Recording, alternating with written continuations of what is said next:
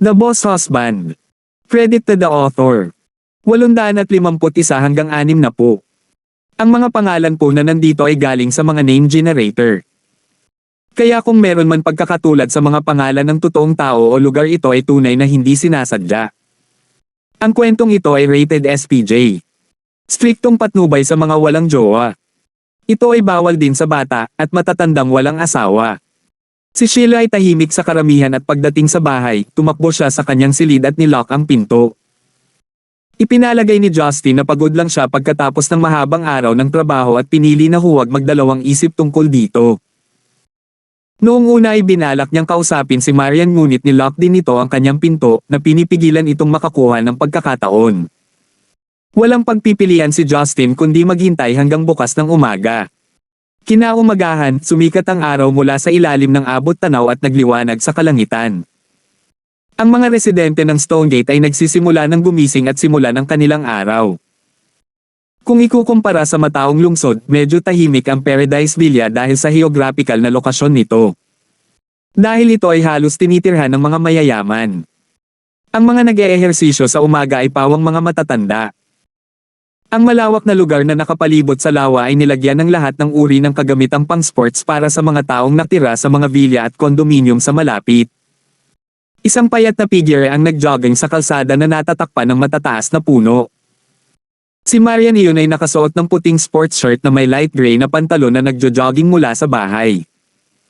Ang lahat ay pamilyar na sa kanyang, ngunit ang kanyang magagandang katangian ay nakakuha pa rin ng atensyon ng mga estranghero. Ang mga matatanda sa lugar ay abala sa pagchichismisan kung saang pamilya siya nagmula. Sa mga unang araw, sinaktan siya ng ilan sa mga nakababatang lalaki sa komunidad. Lahat sila ay mga elite class status na may mga gwapong hitsura, ngunit tinanggihan ni Marian. Hindi sila nasiyahan sa paraan ng pakikitungo niya sa kanila, kaya nagpatakbo sila ng background check sa kanya. Sa sandaling napagtanto nila na ang dilag na ito ay ang CEO ng Yellow International, hindi na sila nang ahas na lumapit pa. May asawa na siya. At kahit na hindi siya, hindi sila magkakaroon ng pagkakataon. Ito ay mas mahusay na maging palakaibigan sa kanya sa pag-asa ng isang hinaharap na pakikipagtulungan. Hindi plano ni Maria na mag-ehersisyo dito, ngunit mahirap maghanap ng liblib na lugar para sa kanyang sarili lamang. Binanggit din ni Justin na kailangan niyang magsanay sa isang lugar na may sariwang hangin, kaya wala siyang pagpipilian kundi hayaan silang makatitig. Nakaramdam ng pagod si Marian pagkatapos ng 10 minutong pagtakbo, kaya binigilan niya ang paglalakad habang nasa baywang ang kanyang mga kamay. Nakakaramdam ito ng pagod para sa kanya ngayong araw, na para bang may bumabagabag sa kanya na naging dahilan para madali siyang maubusan ng hininga. Paulit-ulit ang iniisip ang araw na iniwan siya ni Justin, at ang pinakamasama ay ang kanyang hindi tapat na paghingi ng tawad. Damn you, Justin, ang sanggit mo. Hiniling mo sa akin na magsanay, ngunit tinutulungan mo lang si Roslyn Lin sa kanyang pagsasanay. May pakialam ka ba sa akin? Bulong ni Marian sa sarili at mas nagalit. Biglang may sumulpot na kamay sa kanyang paningin, may hawak na bote ng mineral water. What are you talking about? What do you mean I only care about Roslyn Lin? I only went like twice. Nagulat si Marian nang makarinig ng pamilyar na boses. Lumingon siya at nakitang si Justin iyon. Hindi niya namalayan na nakatayo na pala ito sa tabi niya. Humajejek si Justin. Mahal, uminom ka ng tubig. Ang pangit ng panahon na ito, ang init na ng umaga. Nagdilim ang mukha ni Marian. Hindi niya kinuha ang bote at pinili na lang na tumitig sa sahig. Si Justin ay nakasakay sa isang bisikleta na mukhang katulad ng isang grocery bike. Isa itong bisikleta na kulay mustasa, at alam ng Diyos kung saan niya ito nakuha. Kamusta ang bisikleta, astig diba? Tuwang-tuwang sabi ni Justin. Nakuha ko kahapon sa mall. Nirekomende ako ng tindero ng bisikleta at sabi ko gusto ko ng isa na magagamit ko para sunduin ang asawa ko, kaya nakuha ko ito. Babe, bakit hindi ka umupo? I got this for you. Tinapik ni Justin ang upuan sa likod niya habang nagsasalita siya. Hindi siya nagsisinungaling. Iniisip ni Justin na gamitin ito para pasayahin si Marian, ngunit wala siyang pagkakataong gawin iyon. Umupo sa bisikleta. Tandang pananong. Inisip ni Marian na ito ay isang nakatutuwang ideya. Kaya hindi niya ito pinansin at nagpatuloy sa pagtakbo. Alam ni Justin na hindi siya madaling sumuko. Mabagal siyang sumakay sa bisikleta at nanatili sa pagitan nila ni Marian. Marian, alam kong kasalanan ko. Patawarin mo ako sa pagkakataong ito. Alam kong hindi ko ito unang beses pero iba na ang mga pangyayari sa pagkakataong ito. Isasama kita sa susunod. Hindi na kita iiwan, okay? Nagpanggap si Marian na hindi siya narinig habang pinapanatili niya ang kanyang lakad. Patuloy na nagsasalita si Justin. Mahal, kung hindi mo ako patatawarin, kailangan kong isigaw ito. Shoutout ano? Sa oras na ito, ang kanyang hitsura ay nagsimulang makakuha ng atensyon ng lahat. Nagtataka sila kung ano ang sinusubukang gawin ng lalaki sa isang pangit na bisikleta. Bakit may manligaw sa babaeng ganito? Pinandilatan siya ni Marian, binabalaan siya na huwag gumawa ng anumang katangahan. Nagpakita si Justin ng nakakaawang mukha. Marian, huwag ka nang magalit. Kaya kung magmakaawa sa aking mga tuhod kung gusto mo. Huwag mo akong pansinin. Napalingon si Marian ngunit lihim siyang masaya. Hindi kailanman ipinakita ni Justin sa kanya ang kanyang mahinang panig kahit na sinusubukan niyang pasayahin siya. Pinananatili niya ang kanyang bakal na panlabas upang makita kung saan ito pupunta. Alam ni Marian na imposibleng baliwalain siya magpakailanman. Isang araw na ang lumipas at hindi na talaga siya nagagalit. Hindi niya matanggap ang paraan ng paghingi nito ng tawad sa kanya na para bang hindi siya worth it. Itinikom ni Justin ang kanyang mga labi nang makita niyang hindi na babalik si Marian. Mahal, kung magiging ganito ka, kailangan kong maging walang hiya. Narinig iyon ni Marian at naisip. Bakit parang may mangyayaring mali? Bago niya ito maisip, ang malakas na boses ni Justin ay pumasok sa kanyang mga tainga, mahal kong Marian. Paumanhin. Patawarin mo ako. Umalangaw-ngaw ang kanyang boses sa buong paligid. Lahat ay napalingon sa kanila. Nakatayo doon si Marian na nanlalaki ang mga mata sa gulat. Hindi pa tapos si Justin at patuloy na sumigaw, darling. Baboy ako. Tinakpin ni Marian ang kanyang bibig bago niya maipagpatuloy ang kanyang pangungusap. Gusto niyang manatiling galit pero masyadong nakakatawa. Namumula ang pisngi niya habang pinapagalitan siya, baliw ka ba? Paano ka nakasigaw ng ganito dito? Si Justin ay tumawa ng nakakuloko at hinalikan ang kanyang mga kamay. Bakit ako mag-aalaga? Kung ito ay gumagana, ito ay gumagana. Napabuntong hininga si Marian. Panalo ka, makapal talaga ang balat mo ha. Nakaturo sa kanila ang lahat habang tumatawa, halatang pinag-uusapan sila. Gusto niyang bumukas ang isang butas at lamunin siya ng buo. Hinawakan ni Justin ang kanyang mga kamay at taos pusong sinabi, hindi na mahalaga, Marian. Pasensya na talaga. Hindi ako makakapag-focus sa anuman kung patuloy mo akong binabaliwala. Isinusumpa kong hindi na ito mauulit kaya patawarin mo ako. Binawi ni Marian ang kanyang kamay at bamulong, bakit kailangan mong hawakan ang kamay ko para sabihin ito? Hindi naman ako nagalit. Ibig mong sabihin na patawad mo na ako. Lumiwanag ang mukha ni Justin. Napabuntong hinga si Marian. Paano pa ako magagalit kung napakawalan diya mo? Pero I swear kung ipahiya mo ulit ako sa harap ng ibang tao, pagsisisihan mo ito habang buhay. Nanginig si Justin. Parang hindi biro ang paghusga sa malamig niyang titig. Ngumisi ito sa kanya. Marian, huwag mong gawing nakakatakot. Hinding-hindi ko nagagawin iyon. Hinding-hindi. Humihingal si Marian at gustong ipagpatuloy ang pagjogging. Pero hindi niya magawa dahil nakatingin sa kanya ang iba. Kaya lumingon siya. Sumunod si Justin at kinuha ang mapi tatlo na nakuha niya para sa kanya. Marian, subukan mo ito. Kinuha ko ito para sa iyo. Isuot mo ito sa iyong braso. Ang pakikinig sa musika ay makakatulong sa pagpapalipis ng oras. Si Marian ay hindi interesado sa musika ngunit pinahintulutan niya itong isuot ito para sa kanya dahil si Justin ay patuloy na nangungulit. Tinatrato siya ni Justin na parang kanyang amo. Masaya siyang gawin ang lahat para sa kanya dahil napatawad na siya nito. Nagsuot ng earphone si Marian at nagsimulang makinig ng musika. Sinabi sa kanya ni Justin, mahal, bakit hindi ka sumakay sa bisikleta at hayaan mo akong ihatid ka pa uwi?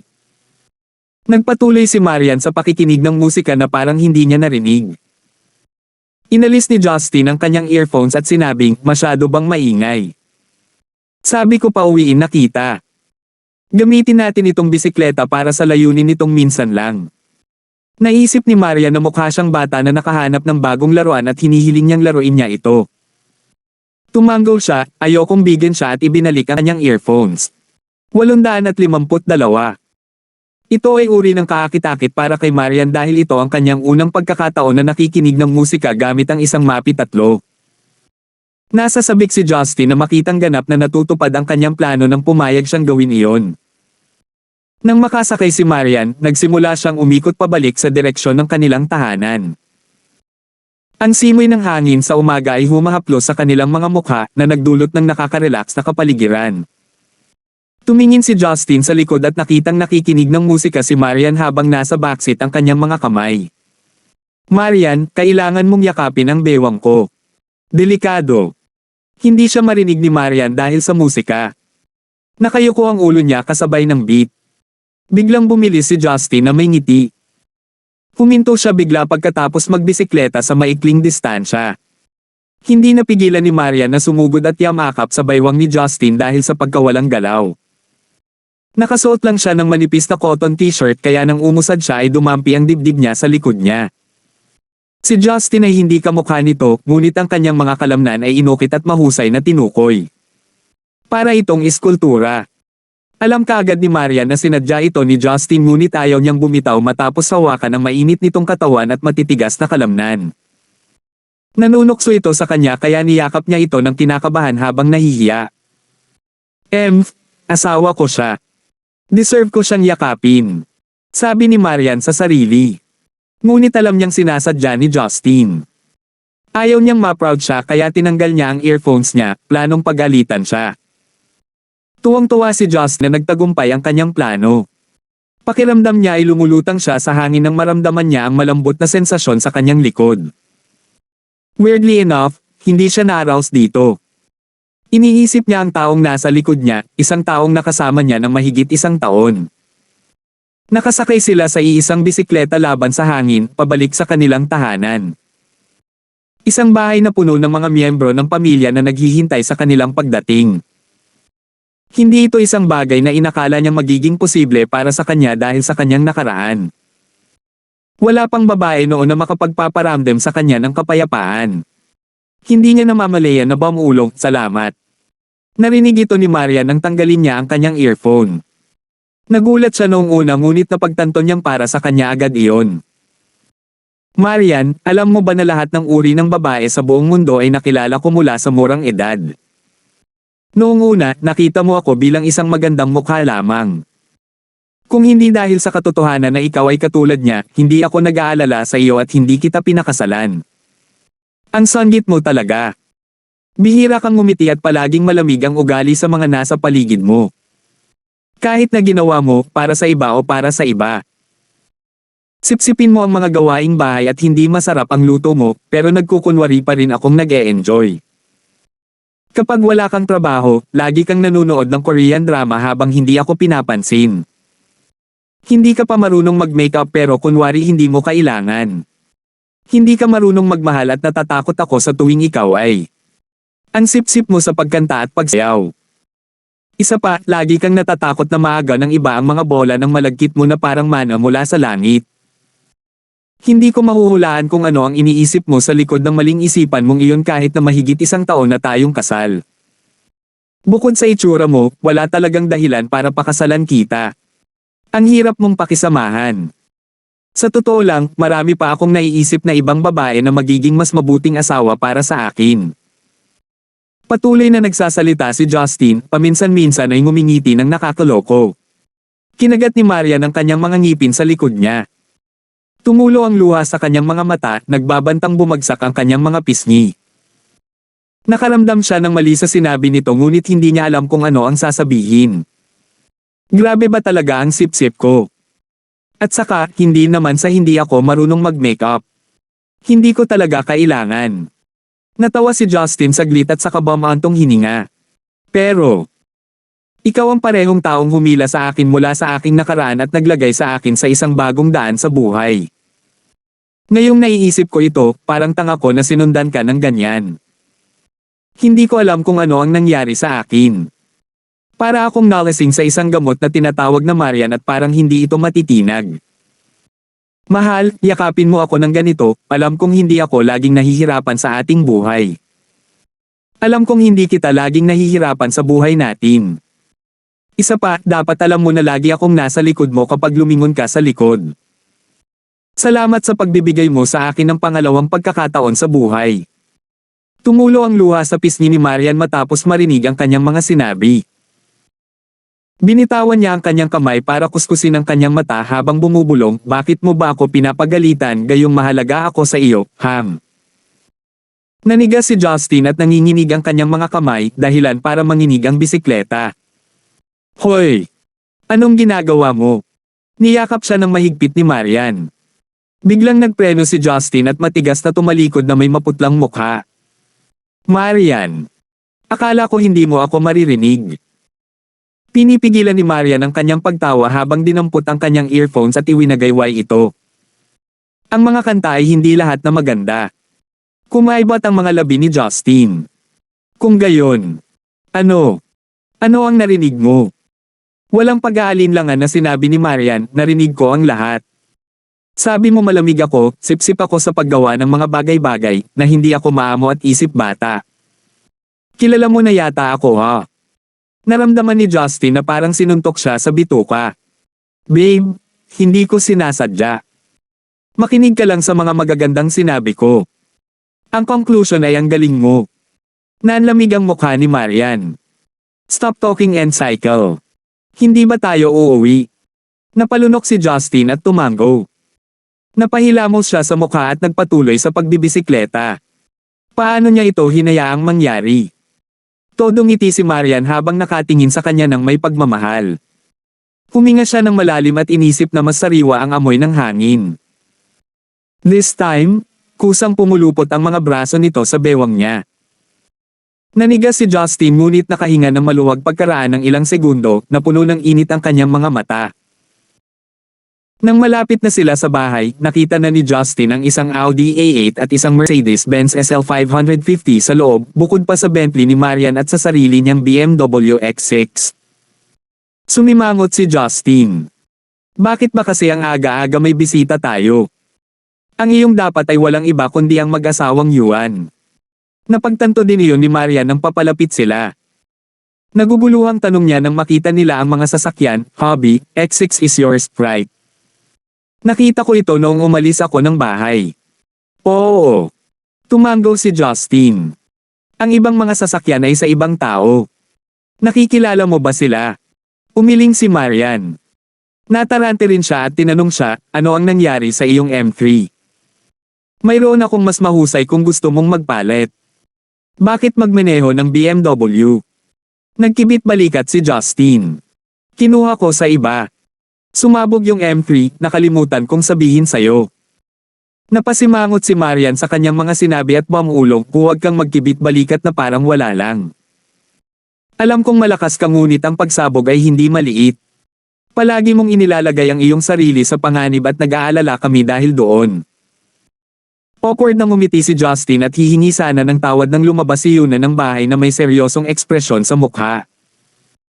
Master, Miss, may mga bisita po tayo, pakipasok po kayo dali. 853. Mangyaring gumugol ng ilang oras sa pagbabasa ng tala sa ibaba ng kabanatang ito. Tinanong ni Marian, Yuna, sino ang nandito? Medyo kinakabahan si Yuna. Sabi niya galing siya sa gobyerno. May kasama rin siyang dayuhan. May gusto silang pag-usapan. Nagkatinginan sina Justin at Marian at tumango bago sabay na pumasok.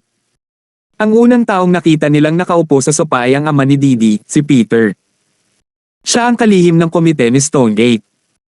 Hindi na nila siya nakita simula noong huli silang tumakbo sa nursing home. Kaya't ang kanilang biglaang pagbisita ay medyo nakakagulat kina Justin at Marian. Maliban sa dalawang bodyguard at katulong ni Peter, may isa pang Caucasian na lalaki na nakatayo sa silid. Halos 2 metro ang taas niya, nakasuot ng puting suit sa ibabaw ng pink na sando. Siya ay may kulot na blonde na buhok na may nakakabighaning berdeng mga mata. Sa kabuuan, mukha siyang perpektong Ginoo. Inihain sila ni Yuna ng tsaa at pareho silang nakaupo sa sopa habang naghihintay sa pagdating ng mag-asawa. Bumalik ka na.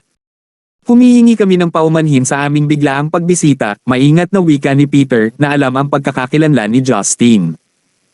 Nagulat si Maria nang makita niya ang Caucasian. Mr. Maxim. Bakit ka nandito? Tanong ni Marian sa English. Sumimangot si Justin. Maxim. Tandang pananong. Hindi pa niya narinig ang tungkol sa kanya, kaya tinanong niya, Marian, kilala mo ang taong ito? Binati sila ni Maxim bago pa makasagot si Marian. Hello, ako si Maxim mula sa Kluveshki family sa Russia. Isang karangalan na bisitahin ang iyong tahanan. Nakilala ko si President Lysander sa International Business and Economics meeting kahapon. Naalala ni Justin na dumalo si Marian sa isang pulong kaya hindi siya nakauwi para sa hapunan. Akala niya ay pamilyar ang pangalan ng pamilyang Kluveshki ngunit hindi niya lubos maisip kung saan niya ito narinig. Sinabi ni Peter, nais ni Mr. Maxon na personal na makipag-usap sa inyong dalawa tungkol sa isang mahalagang pakikipagtulungan na kinasasangkutan ng diplomatikong relasyon sa pagitan ng Zenica at Russia. Ako ay inatasan bilang middleman upang samahan si Mr. Maxon. Humajejek si Justin. Hindi ba't medyo over the top? Tinatalakay ang diplomatic relation sa bahay natin. Hindi naman. Ngumiti si Peter. Kung magiging maayos man o hindi, depende sa inyong dalawa. Umupo silang lahat sa sofa para simulan ang usapan. Umakyat sina Yuna at Rebecca para hindi sila maistorbo. Nagpakilala si Maxon at nag-usap sandali tungkol sa negosyo ng kanyang pamilya, gayon din kung gaano niya hinangaan ang kakayahan ni Marian sa internasyonal na merkado. Sinabi lang niya kay Justin na marami na siyang narinig tungkol sa kanya. Sigurado si Justin na tiyak na alam niya ang tungkol sa kanyang background. Kung hindi, hindi niya papansinin si Justin. Ipinagpatuloy ni Peter, maaaring hindi mo alam ito ngunit ang kanyang pamilya ang pinakamalaking kontribusyon sa ekonomiya ng Russia. Pinondohan ng kanyang pamilya ang mga kampanya sa halalan para sa maraming punong ministro ng bansa. Namuhunan din sila sa halos kalahati ng nuclear energy market, petrolyo, at natural gas sa Russia.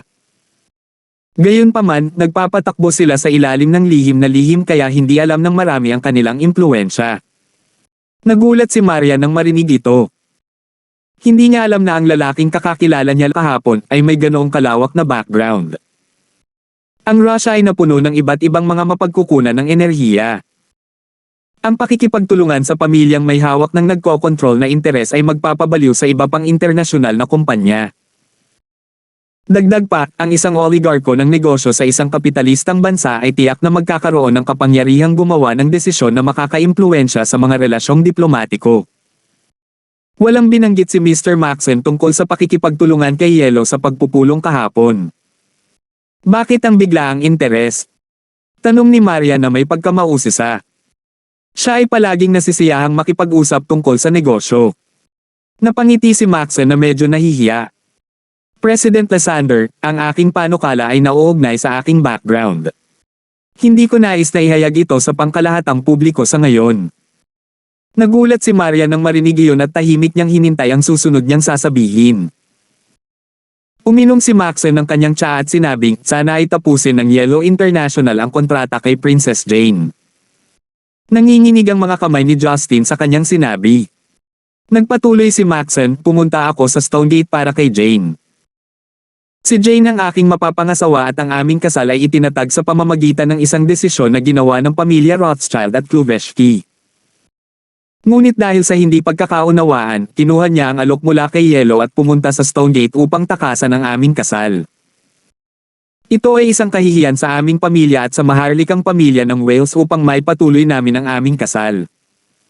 Walang emosyon ang mukha ni Justin ngunit naiinis siya sa narinig. Hindi niya tinanong si Catherine kung anong klaseng pamilya ang mapapangasawa ni Jane ngunit tiyak na hindi niya inaasahan ang isang business oligarch mula sa Russia. Naiintindihan niya kung bakit pinili ng pamilyang Rothschild ang pamilyang Kluveshky kung talagang sila ang may kontrol sa pinagmumulan ng nuclear energy petrolyo dahil pera lang ang pakialam ng Rothschild. Dagdag pa, ang pamilya Kluveshky ang nasa likod ng naghaharing partido ng Russia. Ngayon lang napagtanto ni Maria na pumunta si Jane dito bilang paraan ng pagtaka sa kanyang kasal. Ito ay mas katulad ng isang pagbabante kaysa sa isang panukala. Umiikot ang isip ni Marian. Ang una niyang naisip ay palayain si Jane. Malaking kawalan ito para kay Yellow dahil sa halagang namuhunan at halagang nawala. Ipapakita niya sa iba ang kanilang kahinaan na hindi naaayon sa kanyang matigas na personalidad. Wala sila sa parehong antas, kaya ang pakikipaglaban sa kanila ay isang masamang ideya at si Marian ay hindi isang nagmamadaling tao. Ngunit kung kailangan niyang palayain siya, maaaring mabayaran siya ng pamilya Kluveshky ng bukas palad para sa pagtatapos ng kontrata. Maaaring makatulong ito sa kanya na buksan ang merkado sa silangang Europa. Ang isa pang pagpipilian ay ang huwag siyang pakawalan. Ito ay gagawing kaaway nila. Ang kabaligtaran ng pagpipiliang ito ay ang pagkakautang ni Jane sa kanila na tutulong pa sa kanila sa hinaharap. Kasabay nito, ang isang negosyanteng tulad niya ay hindi maaaring tumayo laban sa gobyerno ng Russia. Lumingon si Marian at tumingin kay Justin na tahimik. Kung pipiliin niyang huwag pakawalan si Jane, ang tanging taong makakatulong sa kanya ay si Justin. Ngunit gusto ko ba talagang sumalungat sa kanilang kalooban para lamang sa aking reputasyon? Marunong bang panatilihin si Jane sa Stonegate? Isip niya. Lihim na nag-aalala si Marian kung mananatili si Jane sa Stonegate baka may mangyari sa pagitan nila ni Justin. Pagkatapos ng lahat, lumaki siya kasama si Justin. Napansin ni Justin na nakatingin sa kanya si Marian kaya lumingon siya sa kanya at nakangiting nagtanong, ano sa palagay mo? Saglit na nag-alinlangan si Marian bago nagtanong, Mr. Maxon, pag-usapan muna natin ang mga tuntunin. Kung papayag akong wakasan ang kontrata, magkakaroon tayo ng iba pang mga pagkalugi at hindi nabanggitin ang parusa. Paano mo planong bayaran iyon? Sa mga panahong tulad nito, nagpasya si Maria na magpalamig at gamitin ang kanyang pag-iisip sa negosyo para gumawa ng mga desisyon. Itinaas ni Maxon ang tatlong daliri na parang alam na niyang itatanong niya iyon. Una, ang European branch ng Yellow ay makakatanggap ng direct sale passage sa Eastern Europe na alam kung pinagdidiinan mo kamakailan. Pangalawa, papalitan namin si Jane ng mga sarili naming researcher. Maaaring hindi sila kasing bilis ni Princess Jane ngunit ginagarantiyahan ko ang mga resulta sa loob ng 2 taon. Pangatlo, maliban sa pagbabayad ng buong halaga ng penalty fees para sa iyo, nangangako rin kaming bibigyan namin ng prioridad ang mga materyales na nakuha ni Yellow mula sa mga hilaw na materyales. Nakikipagtulungan sa Zenica. Ang kanyang unang alok ay sapat na upang tuksuhin si Maria na tanggapin ang kanyang mga tuntunin. Ang hadlang na nilikha ng bansa bilang isang paraan ng proteksyon sa kanilang sariling mga negosyo ay mahirap basagin ng isang kumpanya, ngunit madali itong ginagarantiyahan ng Maxon. Ang pangalawa at pangatlong alok ay napakaganda para maging totoo. Prioridad para sa mga hilaw na materyales. Iyon ay magpapababa ng kanilang gasto sa produksyon ng 100 ulit. Alam ni Maria na siya ay sapat na mayaman ngunit mahirap pa rin tanggihan ang isang deal na tulad nito. Dagdag pa, ang kawalan ni Jane ay makikinabang din sa kanyang pamilya. Tahimik na ininom ni Maxon ang kanyang tsaa habang hinihintay ang sagot ni Marian. Ipinagpatuloy ni Peter ang pagkumbinsi sa kanila, President Lysander, ang mga terminong inilatag ng pamilya Kluveshky ay isang patunay ng kanilang sinseridad. Umaasa din ang gobyerno na papayag ang Yellow International dyan para sa kapakanan ng diplomatikong relasyon. Para naman kay Princess Jane, ipinasa na sa kanya ng maharlikang pamilya ng Welsh ang mensahe kaya hindi kanya sisisihin sa pagtatapos ng kontrata. Huminga ng malalim si Marian at ibinuka ang kanyang mga labi. Hindi siya naglakas loob na tumingin kay Justin dahil hindi niya matiis na tanggihan ang alok. Kung totoo ang mga alok, kaya kung hindi. Pinutol siya ni Justin bago niya matapos ang kanyang pangungusap. Ang kanyang pagtanggi ay nagpatigil sa lahat sa kanilang mga upuan. Namutla si Marian, ang kanyang deklarasyon ay maaaring mga hulugan ng higit pa sa pagtanggi sa kanyang desisyon. Huminto sa pagngiti sina Maxon at Peter habang nakatitig kay Justin. Kailangan itong dumaan kay Jane at kung hindi siya pumayag na gawin ito, walang makakapagbalik sa kanya. Tumangala si Justin at nagsalita ng may mapang utos na boses. Ngumisi si Maxim. Mr. Justin, alam ko ang iyong background na kahit na ang Rothschild ay natatakot. Ngunit hindi ito nangangahulugan na maaari kang gumawa ng mga desisyon na makakaapekto sa pandaigdigang politika at relasyong diplomatiko. Ikaw ay makapangyarihan ngunit hindi ka magagapi. Ang isang padalos-dalos na desisyon ay magdadala ng hindi kinakailangang salungatan sa Zenica, Russia, United Kingdom, at mga pangunahing angkan. 854. Nagdilim ang mukha ni Maxim. Hindi man gaanong nagbago ang kanyang mga ekspresyon, naging malamig at madilim ang hangin sa kanyang paligid. Ngumisi si Justin habang hinihimas ang kanyang mga daliri. Tinatakot mo ba ako? Umiling si Maxim na may mapang asar na ekspresyon. Ipinapaalam ko sa iyo, hindi nananakot. Sa pagkakaalam ko, si Mr. Gibson ay ang inapo ng Gibson clan sa Central City. Kaya hindi ba dapat kang bumalik sa iyong clan para sa mga usapin tungkol sa diplomatikong relasyon? Mukhang nagkakamali ka sa isang bagay. Nagdilim ang mukha ni Justin. Walang makakapigil sa akin kung itatakda ko ang aking isip na gawin ang isang bagay. Kahit na nangangahulugan ito ng panibagong digmaang pandaigdig. Namula ang mukha ni Maxim sa pagka-realize. Natatawa siyang tumayo. Dahil hindi sumasang-ayon si Mr. Gibson sa panukala, ipapagitno ko ang Ministry of Foreign Affairs at masisiguro kung hindi ito bababa ng ganoon kadali. At, hindi ito magiging maganda para sa reputasyon ni Princess Jane. Si Peter ay nagsisimula ng kumaibot sa kanyang upuan. Siya ang namamahala sa VIP guest na ito kaya hindi niya maaaring hayaang umabot ito sa isang internasyonal na digmaan. Justin, anong ginagawa mo? Magpalamig muna tayo at magkaroon ng maayos na talakayan. Tumingin sa ibaba si Justin na parang wala siyang narinig. Pakiramdam ni Marian ay parang sumingit ngunit sa huli ay piniling huwag. Si Justin ay parang isang time bomb na maaaring sumabog anumang oras sa lalong madaling panahon. Lumingon si Maxim at ngumiti. Oo, President Lysander, mula sa kung ano ang maaari kong makuha, mayroon kang ganap na autoridad tungkol sa Yellow International. Bakit kailangan mo ng pag-aproba ng iyong asawa para sa aking alok? Iyan ay napaka hindi matalino para sa iyo, malayo sa kung ano ang naisip ko sa iyo bilang isang malakas at malayang negosyante. Napailing siya at tumawa habang naglalakad palabas. Biglang umilo si Justin mula sa kanyang kinatatayuan. Tumakbo siya palabas ng pinto at huminto sa harap ni Maxon, nakaharang sa dinadaanan niya. Si Maxon ay tumatawa pa rin at ang kanyang mukha ay nanlamig sa biglaang paggalaw ni Justin. Ikaw. Nagulat siya sa hitsura ni Justin. Ang tangkad ni Justin ay ganap na naiiba kaysa dati. Para siyang uhaw sa dugong hayop na nagbabantang lalamunan siya habang sa susunod na segundo. Pakiramdam ni Maxon ay maliit sa harap ni Justin kahit na mas matangkad siya sa kanya. Siya step back instinctively, sinusubukang iwasan siya. Ngunit ang kamay ni Justin ay humawak sa kanyang leeg bago siya makagalaw. Humagulol si Maxon at sinubukang tumakbo ngunit nahuli siya at kinaladkad pabalik sa harapan. Huwag masyadong mataas ang tingin sa sarili mo. You're not worth my time. Malamig at walang emosyon ang boses ni Justin. Sa sumunod na segundo, dumiretso ang mga kamay niya sa tiyan niya. Oof! Dahil sa malupit na tunog, nag-freeze ang mga tulad ni na Peter at Marian sa kanilang mga pwesto.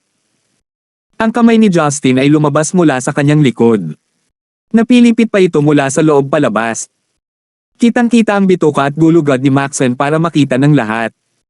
Napaungol si Maxon sa sakit, hindi nakayanan ang paghihirap. Walang pag-aalinlangan na itinapon siya ni Justin palabas ng pinto ng ilang metro. Tumingin si Justin kay Peter na nanginginig at sinabing, maaari mong iulat ang lahat ng nangyayari dito.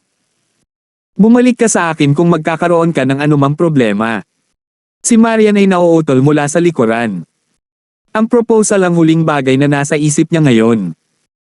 Ang eksena sa harap niya ay tila masyadong malupit para matiis ng sino man sa kabila ng nakakita ng mga katulad na bagay noon. Magsasalita pa sana si Peter ngunit natigilan siya na para bang may nakita siyang kakaiba. Naramdaman din ito ni Justin at lumingon siya para tingnan si Maxon. May kakaibang nangyari.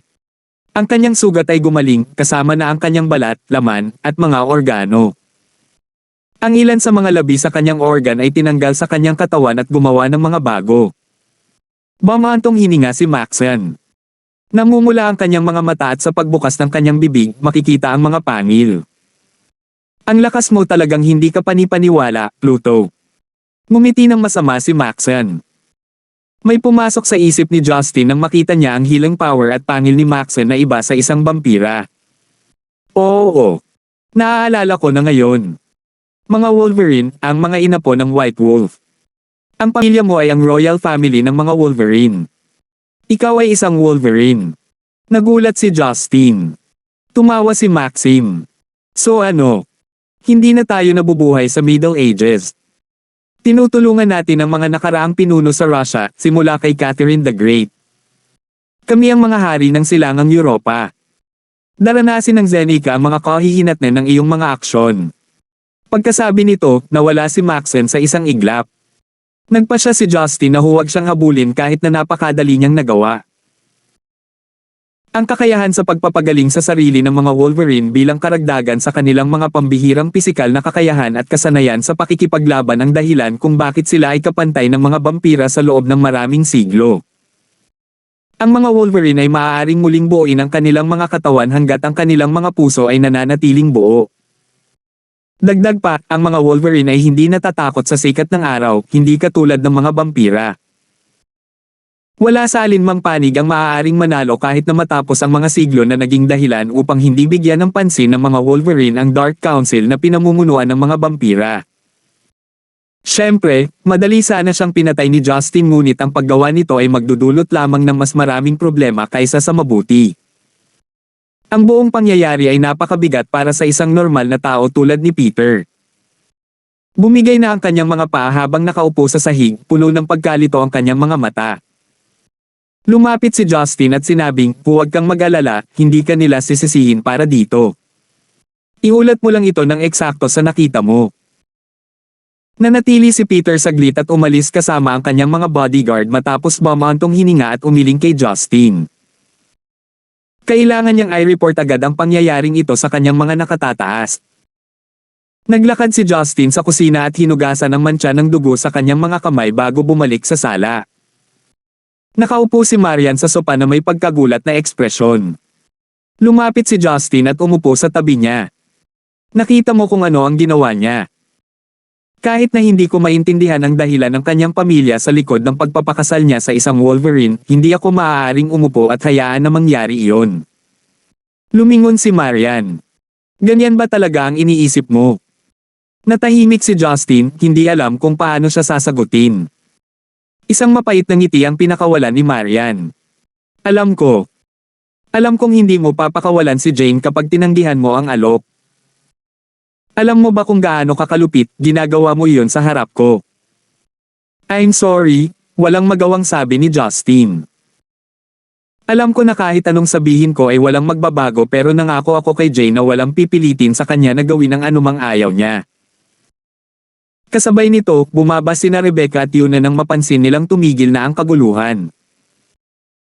Nagulat sila nang makita ang pool ng dugo sa tabi ng pinto at nag-alala sila nang makita nila ang mabigat na kapaligiran sa pagitan nina Justin at Marian. Nang magtatanong pa sana si Rebecca kung ano ang nangyari, nakarinig siya ng ingay mula sa isang kotse sa labas. Nakilala niya ang taong iyon dahil bukas ang pinto. Eh di ba Miss Jane? Bakit siya nandito? 855. Suot ni Jane ang kanyang lab coat nang lumabas siya ng sasakyan. Ipagpalagay ng isa na siya ay dumiretso mula sa kanyang laboratorio. Tumingin siya kay Maria na nakaupo sa sopa bago binati sina Rebecca at Yuna na may magiliw na ngiti. Tumayaw si Marian at binati siya pagkatapos kuskusin ang kanyang mga mata. Bakit ka na parito? Tanong ni Justin. Kinuha ni Jane ang isang vial mula sa kanyang bulsa at inalog ito. Napuno ito ng kakaibang lilang likido. Ito ang panlunas. Natakot ako na baka mahuli ako kaya nagpasya akong personal na ihatid ito sa iyo. Painumin mo na lang siya, sabi ni Jane habang inihagis ang vial. Kinuha ito ni Justin at isinilid sa kanyang bulsa. Paano mo nagawang tapusin ito ng ganoon kabilis? Bumantong hininga si Jane at pinunasan ang kanyang bangs. Ito ay isang genetic na armas na tinatawag na tribute to Maria na kaka-undergo lang sa testing phase nito sa Nicene Laboratory. Mayroon akong isang estudyante na nagtatrabaho doon at tinanong nila ako ng ilang mga katanungan hindi pa gaanong katagal tungkol sa proseso ng synthesis. Tiningnan ko ito at sinabihan silang huwag mag-eksperimento dito dahil ito ay lubhang nakamamatay ngunit parang natuloy pa rin sila. Hindi maintindihan ng iba ang sinasabi nila kaya tumahimik silang lahat. Kumunat ang noo ni Justin. Nicene Laboratory. Ano iyon? Ipinaliwanag ni Jane, nagmula ito sa Nicene Creed, isang paniniwalang Kristiyano mula sa mga simbahan ng Eastern Orthodox. Ngunit ang laboratorio na ito ay itinatag ng mga mananampalataya sa mga simbahan ng Russian Eastern Orthodox. Ang Eastern Orthodox Church ay gumagalang kay Street Maria nang may mataas na paggalang kaya ang sandata na ito ay tinawag na tribute to Maria. Kumakalat ito sa hangin o sa pamamagitan ng likido at dugo ng tao. Ang mga nahawahan ay dadaig sa uhaw sa dugo at galit. Ngunit sa huli, ang kanilang mga organo ay unti-unting mabibigo at sila ay mamamatay. Nagtanong si Justin sa mahinang boses, paano napunta sa Zeneca ang nakasusuklam na bagay na ito? Iyan din ang gusto kong malaman. Kinagat ni Jane ang kanyang mga labi. Kung hindi ko alam ang tungkol sa proseso ng synthesis, hindi ko mahahanap ang panlunas sa loob ng susunod na buwan. Ang pagsuri sa akin ay isang stroke ng kapalaran. Saglit na nag-isip si Justin at nagtanong, Jane, ang laboratorio ng Nicene ay nasa Russia tama. Sino ang nagpopondo sa kanila? Umiling si Jane. Naniniwala ako na ang impormasyon ay classified. Dapat mong tanungin ang iyong kaibigan na si Makidan. Ngunit sa tansya ko ay mangangailangan ito ng humigit kumulang 3 bilyong pounds upang ma-synthesize ang sandata na ito para maisip mo na ang kanilang sponsor ay hindi isang ordinaryong tao. Oo, ang gobyerno ng Russia ay hindi kailanman makikibahagi dito. Ang moral na kasuklam-suklam nito ay higit pa sa anumang nagawa ng gobyerno ng Russia. Ito ay hindi makatao. Sige, ipatingin ko kay Makidan. May pahiwatig si Justin na ang kaganapang ito ay nauugnay sa babaeng Russo at Maxine mula sa pamilya Kluveshki. Ngunit lahat ay nasa himpapawid dahil wala siyang tiyak na patunay. Hindi napigilan ni Justin na matawa. Jane, bakit sumama sa kanila ang mga estudyante mo? Hindi ba dapat makialam ka bilang mentor nila? Jane beamed and said, hindi ba't may kasabihan na, education should be given freely and equally? I'm a teacher not a judge. I teach who wants to learn and is respectful to me. Kaya kahit anong gawin ng mga estudyante ko ay walang kinalaman sa akin. Hindi ka ba natatakot na saktan ka ng isa sa kanila? Napakurap si Jane. Alam mo Justin, talagang kahanga-hanga ang mga nagawa ni Braden. Kung mayroon mang makakapukaw ng interes ko sa pananaliksik, siya iyon. Lahat ng iba kasama ang aking mga estudyante ay hindi kayang hamanin ako sa intelektual. Inisip ni Justin na siya ay hindi gaanong kaibig-ibig sa tuwing pinag-uusapan niya ang kanyang mga nagawang siyentipiko. Hindi maintindihan ni Maria ng isang salita na kanilang sinabi. Para siyang awkward na third wheel. Hindi niya maiwasang makaramdam ng pait at pagbabanta. Biglang lumapit si Jane kay Marian at ibinaba ang kanyang ulo sa kahihiyan. Miss Lysander, pasensya na. Nagulat si Marian, hindi maintindihan kung bakit sinabi ito ni Jane. Tumangala si Jane at nagsalita gamit ang mahinang boses. Nakita ko ang Mercedes-Benz sa labas. Nakilala ko ito. Hinanap niya ako kahapon. Kung dumating siya at iniwan ang sasakyan niya dito, nahulaan ko na napinalayas siya ni Justin dahil sa pangako niya sa akin, di ba? Hindi na kinailangan pang mag-isip ni Jane para makabuo ng ganitong conclusion. Hindi inaasahan ni Maria na malalaman niya ito nang hindi nasaksihan ang pangyayari.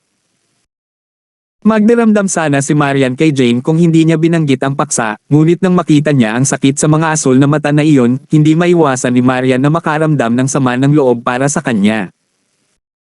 Sumama ang pakiramdam niya nang mapagtanto niyang si Jane ay pinipilit na ipakasal sa pamilya ng isang halimaw ng sarili niyang pamilya. Isang pilit na ngiti ang pinakawalan ni Jane. Alam kong kung ano man ang ginawa ni Justin ay malamang na nagdulot ng maraming hindi pagkakaunawaan. Pero huwag kang mag-alala. Wala akong intensyon na sirain ang relasyon nyo. Iniligtas ni Justin ang nanay ko at ang buhay ko noong bata pa ako. Siya lang ang tagapagligtas ko. Kung hindi mo matitiis na nandito ako, sabihin mo lang sa akin at hindi ako masasaktan. At saan pa man, hindi ko na matatapos ang pagre-research ni Gibson. Sana hindi ka na lang mag-research. Ang gulo na ginawa ko. Tama na. Pinutol siya ni Justin at sinabi sa isang mahigpit na boses. Jane, walang masama sa amin. Kung alam mo ang tungkol dito, ibig sabihin alam mo ang tungkol sa pamana ng pamilya Kluveshki.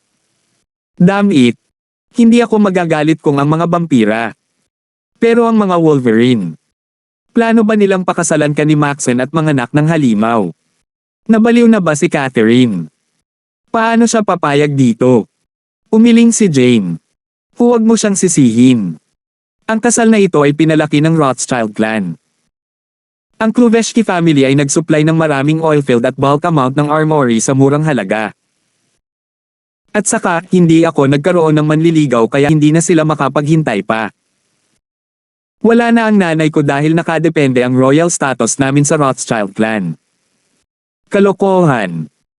Hindi nila binalak na ipaalam sa akin ang tungkol sa kasal mo. They were planning to settle it behind my back. Akala ba talaga nila maloloko nila ako? Nagdilim ang mukha ni Justin. Napangiti si Jane. It's no big deal. Nothing has been set in stone as of late. Plus kahit napakasalan ko si Maxen, it would be just for show. Wala akong obligasyon sa kanya. Kumunat ang noo ni Justin sa kanyang sinabi. Anong ibig mong sabihin, sinasabi mo bang balak mo siyang pakasalan? Naunawaan ni Marian ang ipinahihiwatig niya at gulat na gulat siyang tumingin kay Jane. Kinagat ni Jane ang kanyang labi at sinabing, pumunta na siya sa Stonegate para sa akin. Nangangahulugan ito na hindi basta-basta malulutas ang sitwasyon. Ang pinakamaliit na magagawa ko ay makipag-date sa kanya para sa simula. Ang kanyang mga salita ay tumago sa kanyang puso. Magsasalita pa sana si Justin ngunit hinawakan ni Marian ang kanyang mga kamay. Mahigpit na hinawakan ni Marian ang kanyang kamay dahilan upang lumingon si Justin. Anong problema, Marian? Nalilitong tanong ni Justin. Sinabi ni Marian kay Jane na may ngiti sa kanyang mukha. That sounds nice. Mr. Maxim is quite the gentleman. He might be different from US but who's to say hindi siya sincere, right?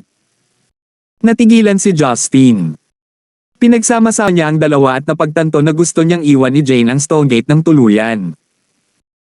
Halatang naiintindihan ni Jane ang pinagbabatayan ng kanyang mga salita habang awkward na tumango ang kanyang ulo. Oo, kung wala nang iba alis muna ako. Paalam. Tumakbo si Jane palabas ng villa at narinig nila ang pagmamaneho nito. Si Rebecca at Yuna ay umiling sa pagkalito na nasaksihan ang buong senaryo. Naisip nila na ito ay pinakamahusay na hayaan ng mga bata sa kanilang sarili ang mga bagay at kaya bumalik sila sa kusina. Binitawan ni Marian ang mga kamay ni Justin at nagpakawalan ng hininga. Nabalik sa katinoan si Justin at naglakad patungo sa hagdanan nang hindi nagbibigkas ng kahit isang salita. Nakaramdam ng pait si Marian habang pinagmamasdan siya mula sa likuran ngunit matigas ang kanyang tingin. Nanginginig ang boses niya habang sumisigaw, wala akong ginawang mali. Walang masama sa pagnanais ng pinakamahusay para sa pamilya ko. Tumigil si Justin at bahagyang tumango bago nagpatuloy sa pag-akyat. 856. Nagpalit si Maxen ng mga sariwang damit dahil may bahid ng dugo ang mga nauna niya. Nakatayo siya sa Royal Suite ng Stonegate International Hotel at nakatingin sa labas ng bintana na may blankong ekspresyon sa mukha. Isang blonde na babae ang lumuhad sa likod niya sa magalang na paraan. Guro, inilagay ng Giant Whale Society ang mga missile na naglalaman ng tribute to Maria sa hangganan sa pagitan ng Stonegate at Summer Province. Sinimulan na ng matandang lalaki ang kanyang negosasyon sa Marine Corps sa East Seneca Sea. Naglagay siya ng malaking pressure sa gobyerno. Tumango si Maxim. Tulad ng inaasahan. Ano ang reaksyon niya sa pagkamatay ng kanyang anak? Siya ay napakasama ngunit mas alam niya kaysa sa kumilos. Ngumisi ang blonde na babae. Kung narito si Justin, makikilala na niya na ang babaeng ito ang kusa niyang pinakawalan. Ang babaeng nagmamanipula kay Gary, Aiza. Tanong ni Maxim, kamusta si Jane? Sumagot si Aiza, pumunta si Princess Jane sa bahay ni Justin at ngayon ay bumalik na sa kanyang laboratorio. Walang kakaiba. Binigyan siya ni Maxim ng ilang utos. Bantayan siya at maging handa na dukutin siya anumang oras sa lalong madaling panahon. Guro, naguguluhang tanong ni Aiza, hindi ko maintindihan. Bakit nakatutok ka sa pagpapakasal kay Prinsesa Jane? Sinuwi ka niya at hindi karapat-dapat na maging bahagi ng pamilya Kluveshki. Ngumuso si Maxon. Anong alam mo sa mga taong karapat-dapat? Well, I suppose there's no harm in telling you this. I'm not marry her because I want her. I'm marrying her for her intelligence. Katalinuhan. Napakaraming oras at pagsisikap ang ginugol namin sa pagsisikap na i-synthesize ang tribute kay Maria. Kung mangyayari ang mga bagay ayon sa plano, hindi man lang makakapag-synthesize ng antidote ang mga Amerikano sa loob ng 1 taon. Ang tanging panganib na kadahilanan ay nasa Jane. Ipinaliwanag ni Maxon, ang taong nag-synthesize ng genetic na armas na ito ay ang estudyante ni Jane. Kaya kung mayroong sino mang makalinlang sa amin, ito ay si Jane. So, Master, sinusubukan mo siyang kontrolin. Napagtanto ni Aiza ang kanyang lihim na motibo. Tama. Ngumisi si Maxon. Ang dahilan kung bakit pumayag ang angkan ng Rothschild na pakasalan si Jane ay dahil tumanggi siyang mag-synthesize ng anumang uri ng hindi makatao na mga armas para sa kanila. Akala nila kahit napakasalan ako ni Jane, pananatilihin pa rin niya ang kanyang paniniwala at hindi gagawa ng anumang armas. Ngunit sila ay mga hanggal na mag-isip ng ganoon. Tayo, ang mga inapo ng marangal na White Wolf ay may kanya-kanyang paraan para kontrolin si Jane at gawin siyang magtrabaho para sa atin. Nagniningning ang mga mata ni Aiza. Guro, pinag-uusapan mo ba ang totem of hypnotism? Aha, sabi ni Maxim. Mas mabuti kung sundan niya ako ng kusa. Ngunit kung tumanggi siya sa amin, wala akong magagawa kundi gamitin ito.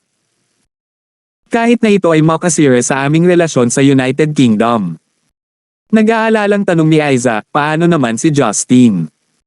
Hindi sinasaalang-alang ang kanyang mga kakayahan. Naiinis na sinabi ni Maxon, huwag kang mag-alala, hindi siya mangangahas na ipagsapalaran ang buhay ng milyon-milyon para sa buhay ng isa. Kahit na maglakas loob siyang sumalakay, hindi papayag ang Komite Sentral ng Stonegate. Huwag ding kalimutan, may ibang pagkakakilanlan si Justin bilang apo ng angkan ng Gibson. Hindi siya pinapayagan ng mga nakatatanda sa kanya na gawin ang gusto niya. Dagdag pa, inutusan lang namin ang Giant Whale Society na pumasok sa Zenica at ibagsak ang underworld sa Stonegate, Central City, at Summer Province. Sa lalong madaling panahon ang pinakamayamang bahagi ng underworld ay nasa ilalim ng kontrol ng pamilya Kluveshki. Ang petrolyo na ibinigay namin sa Rothschild clan ay hindi gaanong mahalaga kumpara dito.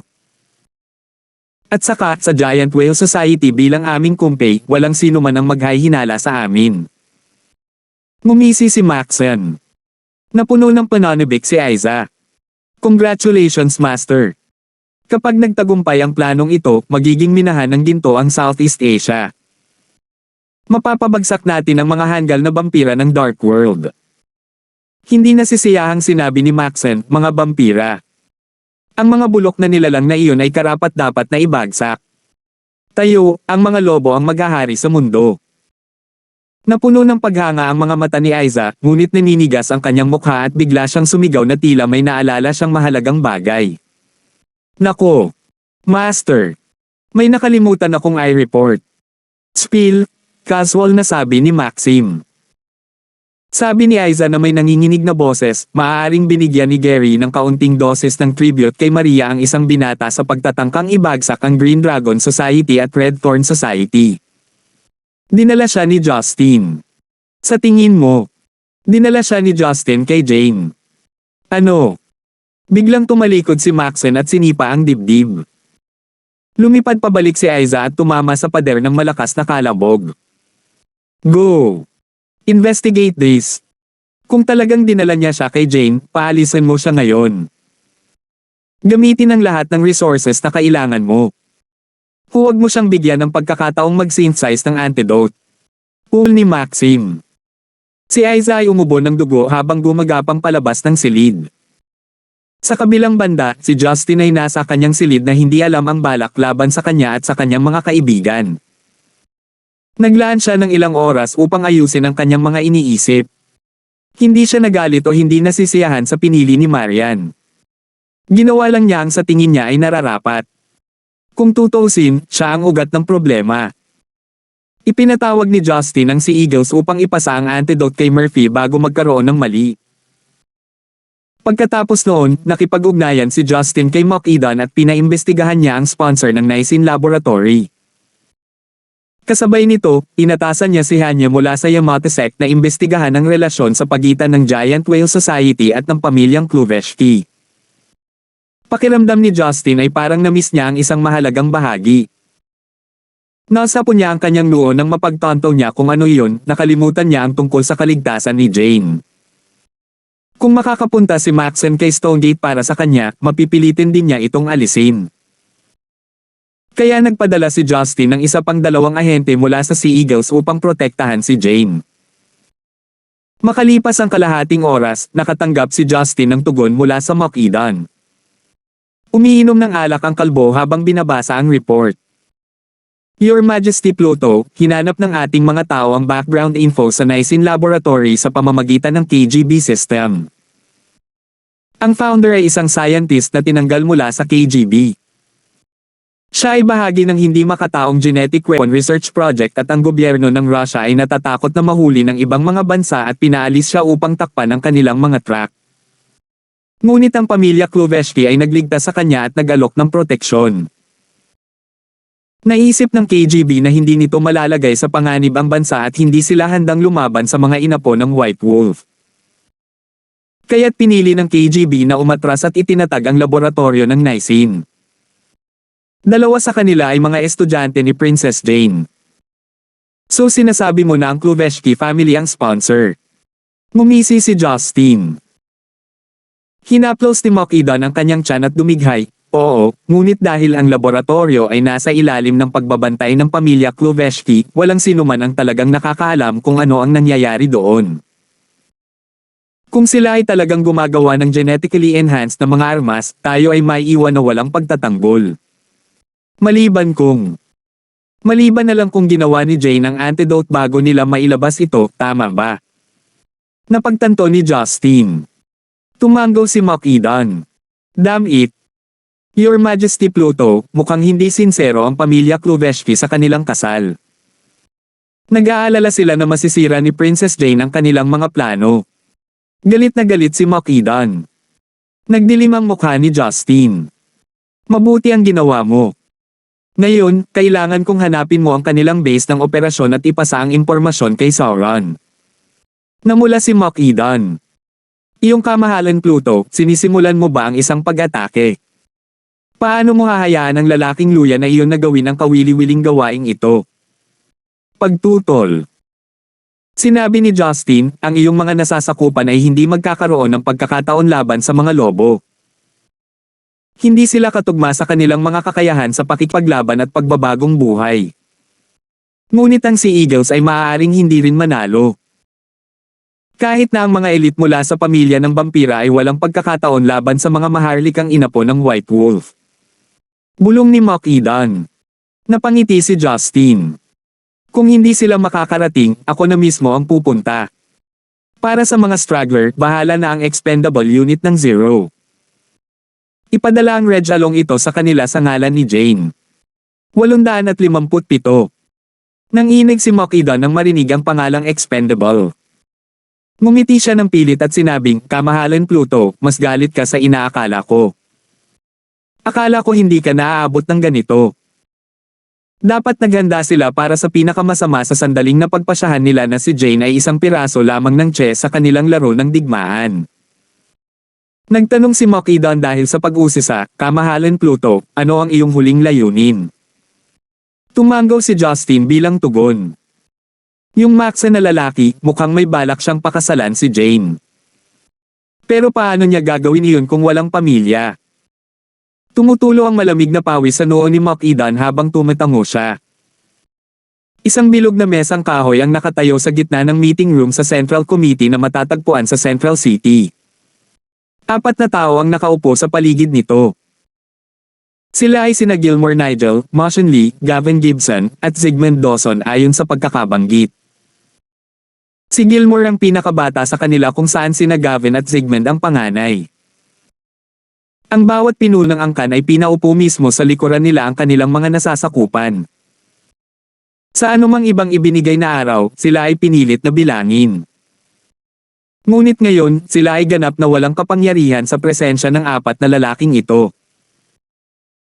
Nanahimik si Gilmore sa loob ng 3 minuto habang hinawakan ang gilid ng porcelain teacup bago lumingon para tingnan si Gavin. Mr. Gibson, ang mga marino sa East Zenny kasi ay nasa ilalim ng iyong pamumuno. Marahil ay nais mong magbigay ng ilang input sa bagay na ito. Nanatiling tuwid ang mukha ni Gavin. Bakit ka mag-abala ng mga marino doon kung papayagan lang natin ang mga pirata na makarating sa Pampang? Nakasimangot si Gilmore habang nakatingin kina Motion at Zygmunt. Nanatiling nakayuko ang kanilang mga ulo na parang walang narinig. Napabuntong hininga si Gilmore. Mr. Gibson, alam kong naging matapang at walang takot ang iyong angkan sa loob ng maraming taon. Ngunit ang Giant Whale Society ay nakatanggap ng napakaraming missile na naglalaman ng genetic weapons mula sa pamilya Kluveshki. Ang buhay ng milyon-milyon ang nakataya dito. Ang pagbibigay sa kanila ng access sa maikling panahon ay walang halaga kumpara sa mga buhay na mawawala sa atin. Kung dumaan sila sa napakaraming problema sa pag-synthesize ng isang genetic na armas, tiyak na nakagawa din sila ng isang panlunas para dito. Ano ang pumipigil sa atin na gumawa ng antidote mismo? Saway ni Gavin. Sumagot si Gilmore, ngunit ang problema namin ay wala kaming gaanong oras. Sino ang nakakaalam kung gaano katagal bago makagawa ng antidote? Handa ka bang ipagsapalar ng buhay ng milyon-milyon sa pag-asang makakahanap kami ng panlunas? Ipinikit ni Gavin ang kanyang mga mata. Premier Nigel, nasabi ko na ang aking punto. Ang huling desisyon ay hindi nakasalalay sa aking mga kamay. Kung nais mong magpatuloy, wala akong kapangyarihang pigilan ka. Sinubukan siyang hikayatin ni Gilmore. Mr. Gibson, wala akong choice. Actually, ang isa pang dahilan kung bakit kita inimbitahan ay dahil kay Justin. Oh. Sa pagkakaalam ko, pinakialaman ni Justin ang kasal sa pagitan ng Kluveshki at Rothschild clans. Si Maxen mula sa Kluveshki family ay nagpaplano na ibalik si Prinsesa Jane at mas mabuti na huwag ng pakialaman iyon ni Justin. Baka hindi niya ako pakinggan. Si Gavin ay parang walang pakialam. May iba pang gustong sabihin si Gilmore ngunit naputol ito ni Motion. Tumigil ka. Hinawakan ni Motion ang kanyang earphone at sinabi sa lahat, huli na ang lahat. Anong ibig mong sabihin? Isang malabong ngiti ang pinakawala ni Motion. Ang Miss ay nakatanggap ng isang ulat na nagsasabing ang isa sa mga unit ni Zero na tinatawag na expendable ay nagsimula ng pag-atake sa pamilya Kluveshki sa silangang Europa. Ang Russian Ministry of Foreign Affairs ay nagsisimula ng kondenahin tayo para sa kanyang mga aksyon. Gayon din, ang Sea Eagles ni Justin ay nagsimulang makipag-away sa mga ahente ng pamilya Kluveshki na ipinadala upang hanapin si Princess Jane. Nagulat ang iba nang marinig ito. Alam nila na si Justin ay hindi mahuhulaan. Ngunit walang sino man ang umaasa na gagawin niya ito nang mabilis ng walang pag-aalinlangan. Hinigpitin ni Gilmore ang kanyang kamao habang inis na sinabi niya, expendable. Anong uri ng puwersa iyon? Hininaan ni Motion ang kanyang boses at nagpaliwanag, ayon sa ulat, ang unit na ito ay may kaugnayan kay Prinsesa Jane. Ibinalita ni Prinsesa Jane noong nakaraan na hindi siya gagawa ng anumang hindi makatao na armas ngunit gumawa siya ng gamot para sa pinakamahusay na unit ng assassin sa buong mundo. Ginagamit ito upang gamutin ang mga nasugatan na mamamatay tao. Ngunit may kapalit ito. Ang mga assassin na ito ay na-mutate sa proseso. Ang kanilang mga pisikal na kakayahan ay nawala sa mga chart. Sila ay kilala bilang mga assassin mula sa impyerno at tinawag na expendable. Sila ay naging ang pinakamisteryoso at pinakamalakas na unit sa ilalim ng Zero. Bang! Sinuntok ni Gilmore ang mesa. Ito ay magpapulala lamang sa mga bagay. Kung ang ating relasyon sa Russia ay mapinsala, mawawala ang ating tanging maaasahang kaalyado laban sa USA. Ang ating pakikipagkalakalan sa mga hangganan ay maaapektuhan din. Justin. Sinisira niya ang bansang ito. Ngumiti si Gavin. Premier, nagkakamali ka. Hindi kailanman nagkaroon ng alyansa sa pagitan ng ating mga bansa. Mr. Gibson, ano ang sinasabi mo? Sumagot si Gavin, ang ibig kong sabihin ay, kung gusto nating magkaroon ng kakampi, isa lang. Ano? Sinenyasan ni Gilmore. Itinuwid ni Gavin kanyang likod at sinabi sa isang mapagmataas na paraan, Army. Tumawa si Zygmunt sa gilid. Mr. Gibson, napakatapang mo talaga. Tumanggaw si Martian bilang pagsang-ayon habang nakangiti. Nagpatuloy si Gavin, plano na nilang magsimula ng digmaan sa pamamagitan ng paglalagay ng mga missile. Ano ang silbi ng pagkakaroon ng mga sundalo kung hindi natin sila gagamitin para lumaban? Maaring nagmamadaling kumilos si Justin ngunit ang kanyang mga aksyon ay nakadirekta sa mga Ruso. Bakit tayo kakabahan? Bahagyang naiinis si Gilmore sa takbo ng mga bagay-bagay. Ang pangunahing focus natin ay ang kapakanan ng ating mga mamamayan. Talaga bang haharapin natin sila ng direkta? Umiling si Martian. Ang katotohanan na ang mga missile na ito ay nakapasok sa Zenica nang hindi natukoy ay isa ng palaisipan sa sarili nito. Malamang na ito ay isang inside job. Nagpadala ako ng mga tao upang imbestigahan ito at nalaman namin na may mga nunal sa mga kaugalian ng Summer Province. Nagulat si Gilmore. Ibig mong sabihin ay ginawa ito ng mga tao sa Summer Province. Tama iyan, sabi ni Martian. Sa pamamagitan ng pakikipagtulungan sa Giant Whale Society, nagamit nila ang mga armas na iyon para banta tayo. Kapag nagkagulo na ang Stonegate at Summer Province, magpapatuloy sila upang makakuha ng pondo mula sa gobyerno para maayos ang gulo. At saka, isa pang gastos ang pag-upgrade ng kagamitan sa customs. Malaki ang makukuha nila mula rito. Nagulat si Gilmore ngunit hindi niya ito ipinakita. Itong Tusong Fox, alam niya ang lahat ng ito pero hindi niya ako ipinalam. Isip niya. Ang apat na pangunahing angkan ay lumilitaw na magkakaibigan ngunit iyon ay para lamang palabas. Ang angkan ng Lee at Gibson ay ang pinakamalapit samantalang ang angkan ng Tang ay nanatiling neutral. Kung gayon, ano ang dapat nating gawin? Same time na tanong ni Gilmore. Sumagot si Martian, kay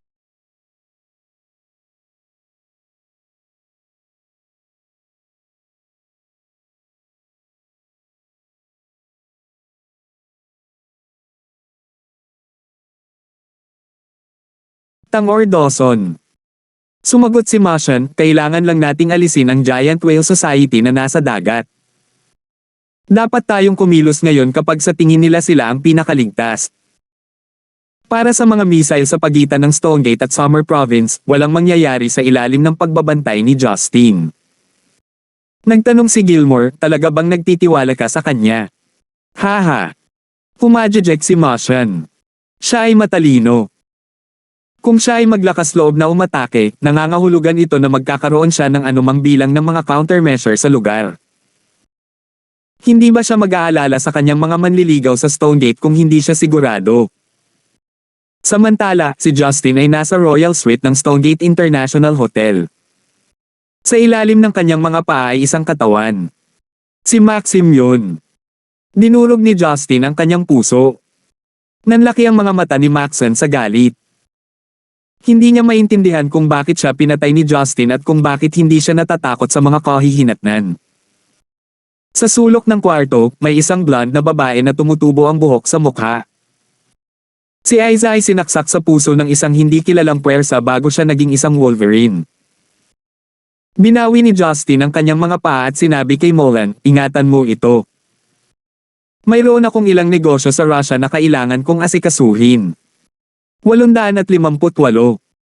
Ang makasaysayang lungsod ng Keswick ay itinayo noong panahon ng Victorian. Sa tuktok ng isa sa matatayog na burol nito ay isang kastilyo. Ito ay itinayo ng angkop para sa panahon na may malalaking bandila na nakasabit sa mga dingding nito. Ang mga pinong piraso ng sining ay ipinakita sa bulwagan at inilawan ng iridescent na chandelier na nakasabit sa kisame. At sa couch sa hall, may lalaking humihikab at paminsan-minsan ay tumitingin sa orasan sa dingding. Ito ay isang medyo normal na eksena na binabaliwala ang katotohanan na ang kanyang damit ay pula ng dugo. Biglang bumukas ang mga pinto ng bulwagan mula sa labas habang ang mga tao ay nagkukumpulan sa silid. Ang lalaking nasa harapan ay isang matanda. Nakasuot siya ng suit na may pocket watch sa dibdib. Katabi niya ang isang batang blonde na mukhang kinakabahan. Hindi maiwasang mamula ang mga mata ng matanda nang makita ang sako sa kuskusin. Tumutulo ang dugo mula rito. Mabilis niyang nabawi ang katinoan habang naglalakad sa harapan na may ngiti sa labi. Gaano kadalang para sa iyo na bisitahin kami, kamahalan Pluto? Hindi mo kami binibisita sa Rothschild sa loob ng maraming taon. Ang taong nakahiga sa sopa ay si Justin. Kinagat ni Justin ang kanyang mga tainga na may mapang asar ng ngiti. Bakit parang hindi ako welcome dito? Tiyak na nagbibiro ka, kamahalan. Ang pamilyang Rothschild ay malugod kang tinatanggap sa lahat ng oras, sabi ng matanda sa malumanay na boses. Si Justin ay walang interes na makipag-usap sa isang pamilya na interesado lamang sa pagnenegosyo. Itinuro niya ang sako at sinabing, tingnan mo ito, regalo ko ito. Huminga ng malalim ang matanda at sinenyasan ng mga bodyguard na buksan ang sako. Lumapit sila at binuksan ang sako habang pigil ang hininga. Isang masangsang na amoy ang lumabas sa sako na halos mapasok sila. Ang sako ay napuno ng ulo ng mga taong lobo. Ang kanilang mga ekspresyon sa mukha ay napuno ng takot na para bang sila mismo ang nakaharap sa kamatayan. Werewolves. Tumayo si Justin at inihagis ang kanyang kamisete sa lupa. Inilagay niya ang kanyang mga kamay sa kanyang baywang at nagpatuloy, inabot ng kalahating araw para patayin ko ang lahat ng pangunahing miyembro ng pamilya Kluveshki. Nandito silang lahat sa sako. Nanginginig ang matanda habang nagtanong, kamahalan Pluto, bakit mo ginawa ito? Hindi mo ba planong pakasalan si Jane sa pamilya Kluveshki? Ngumisi si Justin. Ngayong nawasak na ang pamilya, I assume na kailangang i-annulled ang kasal. Nanginginig ang mga binti ng matanda kaya ay nalalayan siya ng blonde na lalaki at tumingin kay Justin na may galit na tingin. Iyong kamahalan Pluto, naaalala ko ang kasunduan para sa mga nilalang na katulad mo na huwag makialam sa mga internasyonal na usapin. Hindi ka ba natatakot sa mga kahihinatnan? Sinubukan ng lalaki at nabigo siyang magsalita sa mahinang boses. At totoo pa rin ito. Hindi ako interesado sa mga internasyonal na usapin. Ngunit kasama dito ang mga tao sa paligid ko. Ipinagpatuloy ni Justin, si Jane ang nag-iisang konduktor ng kanyang sariling buhay. Pumikit ako sa mga bagay na ginagawa mo para sa pera. Ngunit hindi ako uupo at kukonsintihin ito kapag nilabag nito ang aking mga personal na gawain. Pagkatapos ay idinagdag ni Justin, mga kahihinatnan. Kung sino man ang may problema dito, maaari nilang harapin ito sa akin. Papatayin ko ang lahat ng humahadlang sa akin. Walang epekto sa akin ang mga salita. Ang malakas ay kukuha ng gusto nila at ang mahihina ay kailangang sumunod. Oo. Ang mga taong lobo mula sa pamilya Kluveshki ay nagawang panatilihin akong okupado ng kalahating araw. Siguro kung gaano katagal. Hindi napigilan ng matanda na umatras ng nakayuko. Sumulyap si Justin at sinabihan si Edward na tahimik na nakatayo sa tabi, Edward, dapat mong hikayatin ang mga miyembro ng iyong pamilya na muling isaalang-alang ang kanilang mga aksyon. Maaaring kaibigan kita ngunit ang iyong pamilya ay hindi. Ngumiti ng mapait si Edward. Akala ko nasa likod mo na ang mga araw na ginagawa mo ito. Maliwanag na nagkamali ako. Sinimulan na ng gobyerno ng Russia ang kanilang mga depensa dahil sa iyo. Natatakot sila na ikaw ay maguguluhan at mapatay ang kanilang pinuno. Hindi ito naabala ni Justin. Hayaan mo na sila. Maliligo na ako. Pansamantala, ihanda mo ako ng eroplano. Uuwi na ako. Maliwanag na ang sikat ng araw sa Stonegate bagamat madaling araw pa. Si Marian ay nakasuot ng kulay abong damit habang siya ay nakatayo sa harap ng bilya, ang kanyang buhok ay gumagalaw sa simoy ng hangin. Hindi mahirap sabihin na wala siyang sapat na tulog sa pamamagitan ng pagtingin sa kanyang mga mata na duguan. Si Justin ay hindi kailanman nagpadala sa kanya ng anumang mga mensahe mula noong sinabi niya sa kanya na pupunta siya sa ibang bansa upang ayusin ang ilang negosyo kahapon ng hapon. Nag-alala si Marian, lalo na't mukhang hindi nagalit si Justin sa pangyayari tungkol kay Jane. Sa mga oras na ito, isang puting Cadillac ang huminto sa kalsada sa harap niya. Bumaba sa kotse ang isang babaeng nakasuot ng itim, kasunod ang isang gentleman. Sila ay sina Henderson at Jenna. Nagulat si Jenna nang makita siya habang lumalapit ito at niyakap siya. Marian, hinihintay mo ba ako? Medyo nahihiya si Marian habang siya ay awkward na ngumiti at tumango. Nilaktawan niya ang kanyang pagsasanay at piniling hintayin ang mag-asawa nang mabalitaan niyang papunta na sila. Napakaalalay mong bati sa amin sa pintuan. Marian, napakawalang isip ng asawa mo. Paano kanya hinayaang lumabas mag-isa? Kinawian ni Jenna. Lumamlam ang mga mata ni Marian, siya. Hindi pa siya bumabalik. Tumawa si Jenna na para bang inaasahan niya ang sagot na ito. Babalik siya maya-maya. Pumasok muna tayo. Mamaya na tayo mag-usap kapag bumalik na siya. Nagtataka si Marian na malaman kung paano niya natitiyak na babalik si Justin sa lalong madaling panahon, ngunit hindi siya nagtanong at dinala ang mag-asawa sa bahay. Natuwa si Rebecca nang malaman niyang bibisita ang kanyang ate at ang asawa ng kanyang kapatid. Bagamat pare silang nakatira sa Stonegate, hindi madalas na libre silang magkita. Iniisip niya kung ano ang apurahang bagay na nag-udyok sa kanila na bumisita sa madaling araw. Masaya sa bahay habang nakaupo sila para kainin ang natirang rice dumplings mula sa Dragon Boat Festival at congee para sa almusal habang hinihintay ang pagbabalik ni Justin. Jenna, sinabi mo na malapit nang bumalik si Justin. Paano mo nalaman iyon? Tanong ni Rebecca. Ngumiti si Jenna. Sinabi sa amin ni Dad. Gusto niyang hilingin kay Secretary Faye na sabihin sa iyo ngunit tila natakot siya kay Justin kaya pinapante niya kami. Sumunod si Rebecca na gustong malaman ang higit pa tungkol sa nangyari sa kanyang anak. Tumigil ka na sa pagiging misteryoso at sabihin sa amin. Nagdulot na naman ba ng gulo si Justin? Napangiti si Henderson. Sister-in-law, kung masamang balita ay hindi tayo basta-basta kumakain ng almusal. Mabuting balita, malaki ang naitulong ni Justin. Ngayon, naligtas niya ang buhay ng milyon-milyon. Sa teknikal na paraan, siya ang tulay. Kung hindi dahil kay Justin, hindi nakatulong si Miss Jane, sabi ni Jenna. Tahimik lang si Marian sa buong oras at tanging boses lang niya ang narinig niya nang marinig niya ang pangalan ni Jane. Tita, pwede mo bang sabihin sa amin kung ano ang ginawa ni Jane? Natunaw ang puso ni Jenna nang marinig niyang tinawag ni Marian ang kanyang tiyahin dahil bihira si Marian na magsalita sa kanya ng ganoon. Walang dapat itago dahil lahat tayo ay pamilya. Sinisikap ng gobyerno at militar na sugpuin ito ngunit ang Stonegate at ang Summer Province ay tinutumbok ng mga missile na naglalaman ng espesyal na genetic toxin. Ngunit ngayon sa tulong ni Miss Jane, hindi na tayo dapat mag-alala tungkol dito. Nagpapasalamat ang Komite Sentral sa kanyang tulong at nais nilang anyayahan siya sa Central City sa pamamagitan ni Justin. Plano nilang talakayin ang kanilang kinabukasan ni Gibson. Nagulat si Maria nang marinig ito samantalang si Rebecca at Yuna ay natakot na malaman ito. Ibinahagi ni Jenna ang kwento sa kanila dahil pinag-uusapan na niya ito. Inutusan ni Justin si Jane na magbigay ng formula para sa antidote sa tribute to Maria sa Miss bago siya umalis sa Zeneca. Ang mahirap na bahagi ng pag-synthesize ng antidote ay naalagaan na. Ngayon ang kailangan lang nilang gawin ay kopyahin ito.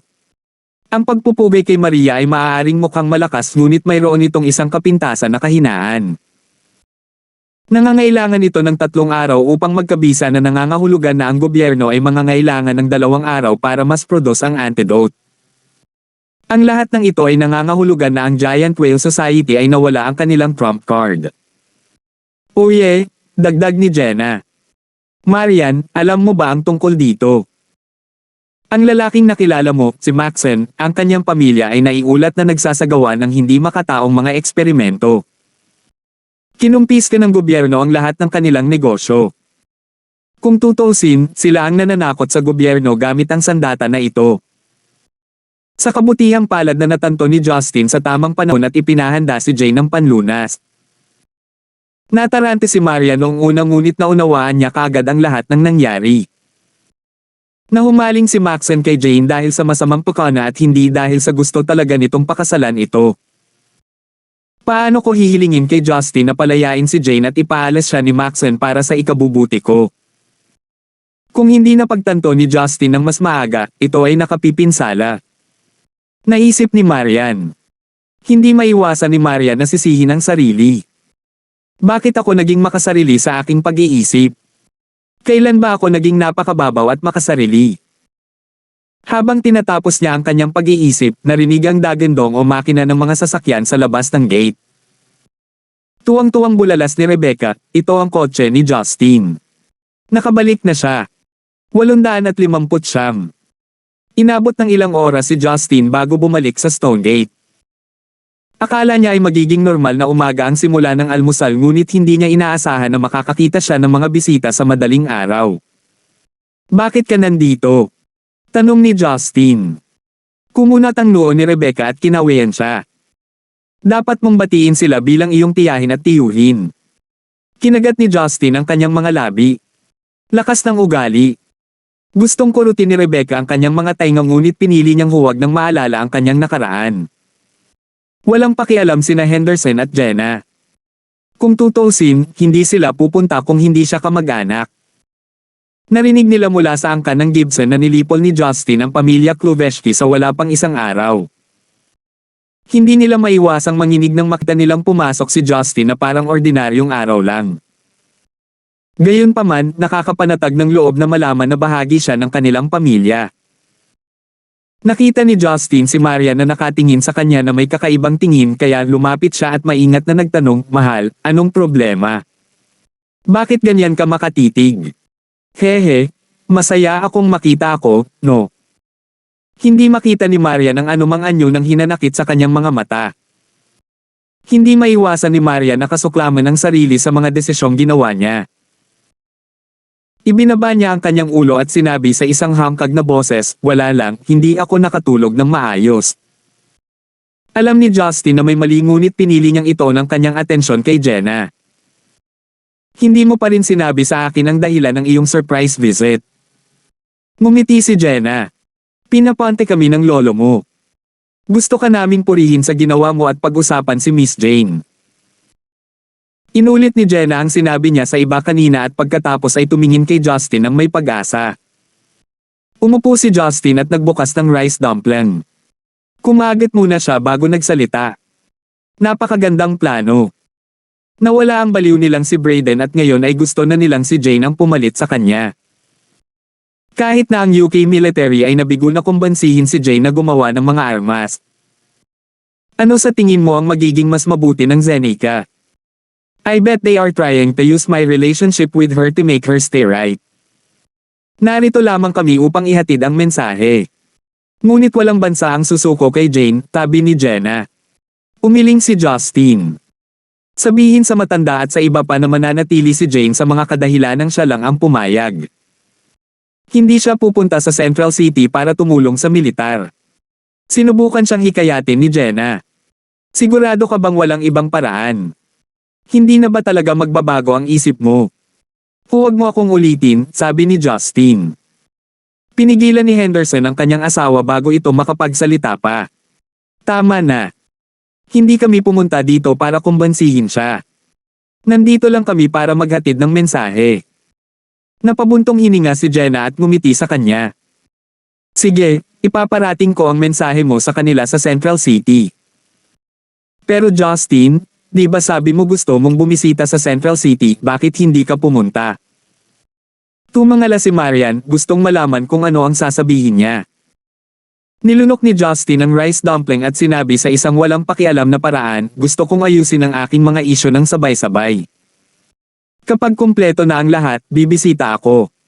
Wala nang masabi sina Jenna at Henderson. Kahit na siya ay tumingin at kumilos na pala kaibigan, ito ay palaging pinakamahusay na manatili sa kanyang mabuting panig. Sa wakas, sinabi ni Jenna sa kanya, Justin, si Oscar ay nagsasagawa ng isang party para kay Didi upang ipagdiwang ang kanyang pagtanggap sa Stonegate University. Magiging maganda kung ikaw at ang iyong pamilya ay makakapag-aral. At saka tama rin na nakuha ni Sheila ang kanyang mga resulta. Saang universidad siya nakapasok? Gulat na bulalas ni Rebecca. Lumabas na ang resulta. Sumagot si Henderson, Hulyo na ngayon kaya syempre lumabas na ang mga resulta. Maaari mong suriin ito sa iyong telepono, hindi mo ba alam iyon? Nakaramdam ng awkward si Rebecca sa kabila ng pagkakaroon ng dalawang anak na lalaki. Parehong hindi nag-aral sa kolehiyo ang kanyang mga anak, kaya hindi niya alam kung ano ang karaniwang protocol tungkol doon. Si Marian ay nasa sabik din. Bumalik tayo kay Sheila kapag bumalik siya. Nagpatuloy sila sa pag-uusap at patuloy na sinasabi ni Jenna kay Justin na dumalo sa party. Tiniyak niya sa kanya na malalapit na kaibigan lang ang naruroon. Tinanggap ni Justin ang kanyang imbitasyon pagkatapos na mabigla sa kanyang mga kahilingan. Pagkaalis ng mag-asawa, tinulungan ni Marian si Yuna na tahimik na linisin ang mesa. Aalis na sana siya para magtrabaho ngunit pinigilan siya ni Justin. Hinawakan niya ang kamay nito at malumanay na nagtanong, Marian, ayos lang ba ang lahat? May nagawa ba akong ikinagalit mo? Bakit hindi mo ako tinitingnan simula nang bumalik ako? Kinagat ni Marian ang kanyang labi at tumalikod. Hindi mo kasalanan. Akin ito. Bakit? Lalong naguluhan si Justin. May nang-aapi ba sayo? Damn it, isang araw lang ako umalis. Papatayin ko ang taong nang bully sayo. Tumangala si Marian sa kanya. Ang pinag-uusapan mo lang ay pagpatay. Ganon ba talaga kasaya? Namula ang mukha ni Justin at awkward niyang sinabi, isa lang itong halimbawa. Isang halimbawa. Halimbawa. Tumingin sa kanya si Marian na may masalimuot na tingin. Sa tingin mo ba ay hindi ko masabi? Natakot sa iyo sina tita at tiyo. Pati ang sarili mong pamilya ay nabubuhay sa takot sa presensya mo. Lumabas ka ba at pumatay? Nagulat si Justin. Hindi niya inaasahan na malalaman ito ni Marian. Ngunit nakalimutan niyang isa itong businesswoman. Ang pagbabasa ng facial cues ang kanyang forte. I'm sorry. Bamantong hininga si Justin. Hindi ko alam na mapapagalit ka ng sobra. Humihingi ka na naman ng tawad. Isang masakit na ngiti ang ibinigay ni Marian. Ano ba ang hinihingi mo ng tawad? Wala kang ginawang masama sa akin. Natarante si Justin nang makitang muling nabalisa si Marian. Walang magawa si Marian at nagsimulang humikbi habang nakalupasay sa sahig. Hindi alam ni Justin ang gagawin habang tumingkayad siya at sinubukang hawakan ang balikat niya. Pero natatakot siya na baka lalo siyang magalit. Mahal. Huwag mo akong tawaging ganyan. Ang mga mata ni Marian ay namumula sa luha. I don't deserve to be your wife. We're from two different worlds. Nawala ang isip ni Justin. Para sa iyo, ang pagpatay at paghinga ay parehong bagay. Ang pera at kapangyarihan ay dumarating sa mga taong handang pumatay. Kahit na pumatay ka ng 1,000 tao, hindi mo titigilan ang mata. Ngunit kung nakakita ako ng isang patay na tao, magkakaroon ako ng mga bangungot sa loob ng ilang linggo. Hindi man lang tao ang mga kalaban mo. Sa kanila, hindi mo ako asawa. Isa lang akong bihag na naghihintay na mahuli. Wala man lang akong maitutulong sa iyo at wala akong alam. Maliban sa pakikipag-away sa iyo tungkol sa mga babae, wala na akong maibibigay. Ang aking dignidad, pride, at paniniwala ko ay isang piraso lamang ng marupok na papel sa harap mo. Gayunpaman, hindi kita pinahahalagahan. Ha? Ako ba? Tiningnan siya ni Justin ng manhid. Hindi ito ang unang pagkakataon na nasaksihan niya ang kanyang pagbagsak. Pero first time niyang nagpakita ng insecurities. Tumalsik ang luha sa sahig. Minsan iniisip ko, kung mas masaya ba ang mga manliligaw mo kaysa sa akin, ang sarili mong asawa. Hindi nila kailangang madama na hindi sila karapat-dapat na nasa tabi mo, mag-alala sa ibang babae o mag-isip kung uuwi ka na ba. Kung ako ang manliligaw mo, wala akong masyadong sakit. Marian, huwag mong gawin ito. Pinisil ni Justin ang mga salita mula sa kanyang lalamunan. Umiling si Marian. Justin, tama ang pinili mo. Si Jane ang dapat manatili sa tabi mo. Siya lang ang may katalinuhan na tutulong sa iyo at karapat-dapat na maging babae mo. Maganda siya at galing siya sa isang maharlikang pamilya. Matalino siya at nandyan siya para maasahan mo.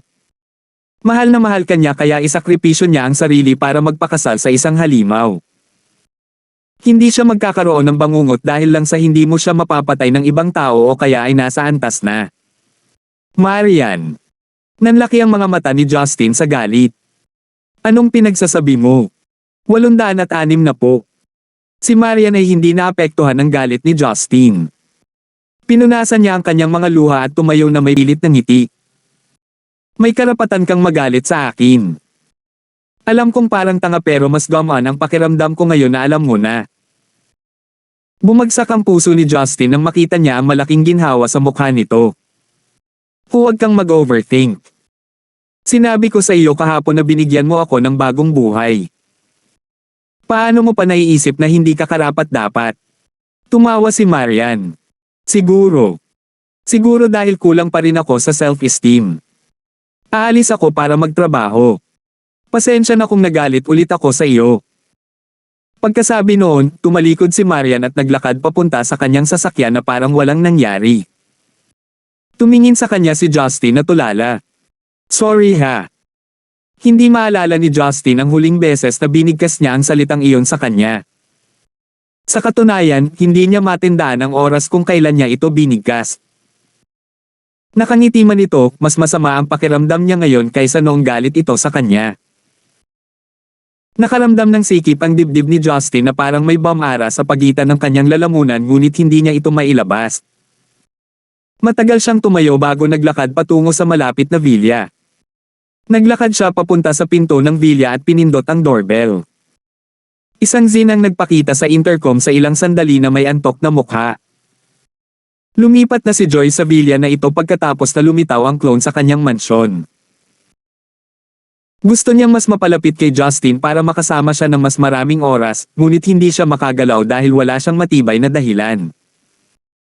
Sa isang paraan, ang insidente ay nagbigay sa kanya ng isang perpektong dahilan upang lumipat. Hobby, bakit ang aga mo nandito? Malumanay na tanong ni Joyce. Akala ko ba nasa ibang bansa ka? Isang pilit na ngiti ang pinakawala ni Justin. Kababalik ko lang, buksan mo ang pinto. Matamis na ngumiti si Joyce at tumakbo palabas para buksan ang pinto. Suot niya pa rin ang puting sleeping gown niya. Nakapulupot sa mukha niya ang wavy niyang buhok na siyang nagpamukha sa kanya na sweet at inosente. Naamoy ni Justin ang amoy ng kanyang pabango habang papalapit siya sa kanya. Ito ay isang nakakapreskong milky scent na para bang siya ay isang sanggol na kakalabas lang ng shower. Tumangala siya sa kumikinang na mga mata ni Joyce bago iniabot ang kamay para haplasan ang pisngi nito. Masasabi ni Joyce na may mali at nagtaka kung ano iyon. Tamad kang baboy. Paano ka naging chairman at natutulog ka pa hanggang gabi na? Pumadjejek si Justin at marahang pinunasan ang gilid ng kanyang mata. Noon lang natauhan si Joyce. Damn it. Hindi ako naghugas ng mukha. Pabirong sinabi ni Justin sa kanya, my darling Joyce. Ito ang unang pagkakataon na nakakita ako ng booger sa iyong mga mata. Ah! Gustong umiyak ni Joyce sa kanyang kalokohan. Ibinaba niya ang kanyang ulo at kinusat ang kanyang mga mata. Huwag kang tumingin. Napakasama mo. Si Justin ay wala sa pinakamahusay na pag-iisip nang siya ay dumating. Pero napangiti siya ng bahagya nang makita ang kanyang kalokohan. I didn't know that girls could look so beautiful even with eye booger. My little vixen, nasanay ka ba para dito? Ew! Nakakadiri ka. Kinawian ni Joyce, lihim na natutuwa sa kanyang komento. Kahit na matapos itong linisin ay hindi pa rin nasisiyahan si Joyce. Hobby, upo ka. May pagkain sa ref. Maghuhugas muna ako ng mukha. Hinawakan siya ni Justin sa kanyang baywang nang tatakbo na sana siya sa itaas. Hinayla si Joyce sa kanyang mga bisig bago siya makatakas, muling idiniin ng kanyang dibdib ang kanyang manipis na sando. Manipis ang kanyang pantulog na gown para maramdaman niya ang lambot ng kanyang dibdib. Huwag kang pumunta, bulong ni Justin habang nakayakap sa kanya. Tumango si Joyce. Nasasaktan siya na makita siyang nalulumbay. Pinulupot niya ang kanyang mga braso sa leeg nito at nagkusa na halikan siya. Nagsimulang huminga ng malalim si Justin. Ang kanyang pasya ay ganap na nasira doon at pagkatapos. Ungol niya at itinulak siya sa dingding gamit ang isang kamay at inilagay ang isa sa likod ng ulo niya. Pagkatapos ay inabot niya ang kanyang gown at sinimulang kakapo ang kanyang dibdib. Halos hindi makahinga si Joyce sa pakiramdam ng kanyang haplos. Ang kanyang utak ay hindi na makapag-isip ng makatwiran kaya't hinayaan na lamang niya ang lahat at hinayaan si Justin na kontrolin siya. Binuhat siya ni Justin at inilagay sa sofa pagkatapos ng matinding makeout session. Ang maluwag niyang pantulog na gown ay nagpadali sa kanya. Ang kailangan na lang niyang gawin ay buhatin ito at iniharap na sa kanya ang hubog nitong katawan sa harap ng kanyang mga mata. Basang-basa na ang kanyang pink na panty at amoy na amoy niya ang kanyang matamis na bango. Dali-dali itong pinunit ni Justin at hinubad ang sarili niyang damit. Namula ang kanyang mga mata habang nakatingin kay Joyce na naghahabol pa rin ng hininga. Hinawakan niya ang mga binti nito at ipinulupot sa bewang niya. Ang malambot na laman nito ay dumikit sa kanya na nagsilbi lamang na nagpapataas sa kanyang pagnanasa. Si Justin ay umungol at sumandal na para bang lalamunan siya ng buo. Napuno ng hilanghing ang buong kwarto. Masyadong agresibo si Justin kaya mas maagang na-climax si Joyce kaysa sa karaniwan. At sa lalong madaling panahon, nawala sila sa kanilang sarili sa loob ng umuusok na sesyon ng pag-iibigan. Tumagal ito ng 1 oras hanggang sa narinig ni Joyce ang pagbuga ni Justin sa nilalaman. Parang nagliyab ang buo niyang katawan habang nakasubsob sa sofa. Normally, nilalamig na sana siya. Ngunit ang kanyang patuloy na pagsasanay ay nagpalakas sa kanya ng husto. Hinayla siya ni Justin sa kanyang dibdib at hinaplos ang kanyang malasutlang likod. Masama ang pakiramdam niya sa pag-drain sa kanya ng walang anumang babala. Darling, I'm sorry for doing this to you sa ganitong oras. Nasaktan ba kita? Humingi ng tawad si Justin. Kumakabog pa rin ang puso niya habang humihingal na sumagot, blanka ang isip ko for the most part. Pagod lang ako. Hubby, galit ka ba? I don't know. I can't explain it. I just wanted to find someone and vent to release my stress. Pero hindi ako nakapagpigil nung nakita kita. Ngumiti ng mapait si Justin. Idiniin ni Joyce ang kanyang apisngi sa kanyang dibdib at ngumisi. Actually, I'm happy that you came to me. At least it means na may puwang ako sa puso mo, di ba? Kinurot ni Justin ang kanyang mga pisngi. Ano bang sinasabi mo? Lagi kang nasa puso ko. Pero, bakit hindi mo ako tinatanong kung anong nangyari? Hindi ka matutuwa kung tatanungin ko. Kaya ayokong malaman. Okay lang ang lahat basta kasama kita, ungol ni Joyce. Napabuntong hininga si Justin. Hindi lang si Marian ang dapat niyang alalahanin. Ang iba ay umaasa rin sa kanya. Salamat po at sinamahan ninyo ako, ingat lagi mga master.